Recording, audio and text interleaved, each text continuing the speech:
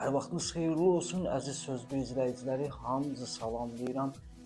Yeni bir xəbəri sizlərə oxuyacağım. Son dəqiqə xahiş edirəm, videomuzu sonacan izləyin, bəyənin, paylaşın, abunə olun ki, bu kimi xəbərlərdən sizin də xəbəriniz olsun. Bəli, Ağ Evdən son dəqiqə açıqlaması.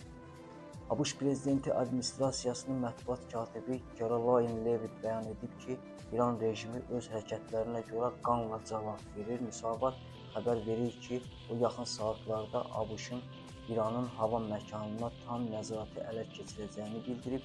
Levitt həmçinin qeyd edib ki, əvvəl ABŞ vasitəçiləri İrana sanksiyalarının aradan qaldırılması və sivil nüvə proqramında investor kimi iştirak təklif edib. Yeganə şərt İran uranın zənginləşdirməsindən imtina etməsi idi.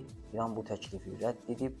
Onların əsas məqsədi nüvə silahı hazırlamaq idi, deyə Levitt bildirib. Diqqətinizə görə təşəkkür edirəm.